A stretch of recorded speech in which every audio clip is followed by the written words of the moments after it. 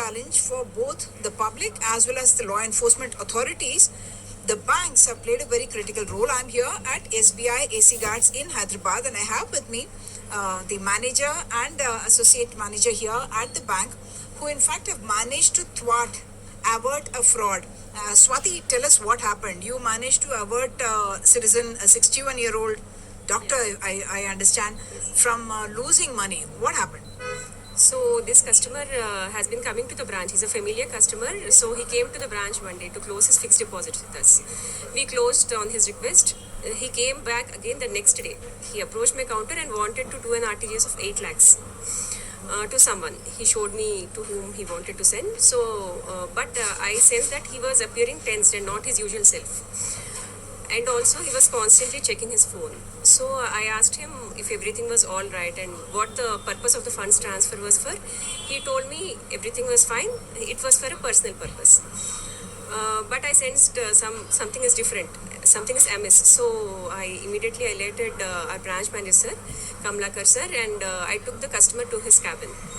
Sir also talked to the customer, inquired about the purpose of the funds transfer. He told it was for personal purpose and then for property purchase. On inquiring if property has been seen by him, he denied. That raised our suspicion. He was also giving inconsistent answers and constantly scrolling on his phone. Because we are getting so many news and training, we have been attending training also by our training centers, our RBOs. So we knew about these frauds. We also told him that there is no need to worry if he's getting any calls from anyone posing as officials or demanding money. He You denied. said all that while you were still on the call, which means that person the other side would have been on the audio as well. Yes. He would have been listening to us also. Yes. And yet the customer denied and wanted to go forward with the transaction. But we sensed he's not 100% sure. So we asked him to come back with his sister who lives very near. We also knew about her. He said okay and he went home that day. He came to the bank the next day again without his sister, and on asking where his sister was, he told his sister went to college, she can't come. This time he approached a different counter because the previous day I denied the transaction, but we already alerted the whole branch staff about the customer to be cautious. So the other branch staff also, Vaiswami and Vishnu Kumar, they also talked to the customer why the funds were being transferred. He told it was for personal purpose. He kept smiling. Whenever we tried to talk to him, he kept telling us it was he's very thankful to us. We are trying to talk to him to help him, but there is nothing to worry in his case. So we also showed him the article on my mobile from Man Ki Baat of Pradhan Mantri Narendra Modi ji, that he told that there is nothing like cyber arrest. He read the whole article. He still was nodding his head, was smiling, but asked us to go forward with the transaction. Oh my God, that is quite surprising.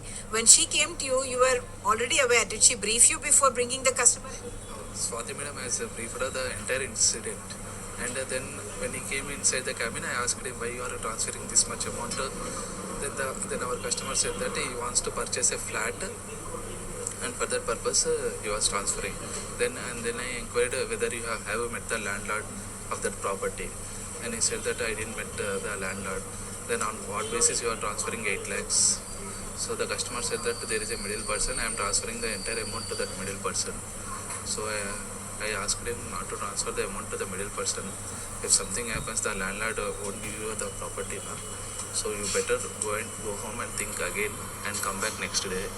Then the customer came on the next day, and when I asked him the mobile, and there are some police photos and the police camera in his photo where with whom the customer is chatting.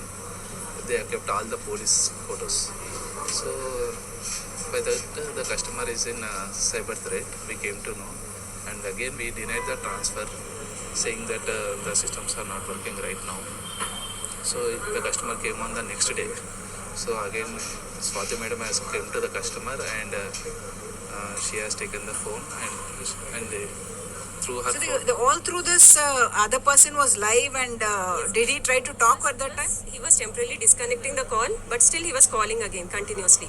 Even when I had the phone in my hand, he was continuously calling and asking, "Where are you? Why are you not lifting my call? Come online, send the UTR number, reference number." And the last day, the amount he raised it to 13 lakhs from 8 lakhs to a completely separate beneficiary also. That is And what then happened. you called 1930 on an alternate number. Yes, I called it from my mobile because he was not sharing his mobile then. I called from my mobile, and two officials from cybercrime department also talked to the customer. First official, he didn't agree. He was still telling it is all fine. I'm sending it is a genuine transaction. But when a senior official talked to him from the cybercrime department, then he came out of that fear. She shared her personal number with him, asked him not to worry, that there is nothing to worry, that he can contact her. Then he came out, and then he thanked us immensely. Then he came out of that fear on the fourth day. So that's a fantastic story, actually, of how the bank has persisted in protecting the customer's interests, even though the customer himself seems to have been in a state almost of hypnosis, where he was not willing to in fact come out of that and accept that it was in fact a cyber fraud. So every such transaction happens through the bank, and alert bank employees like these, certainly helping the customer and improving awareness as well. In Hyderabad, with camera person Nagraju, Uma Sudhir.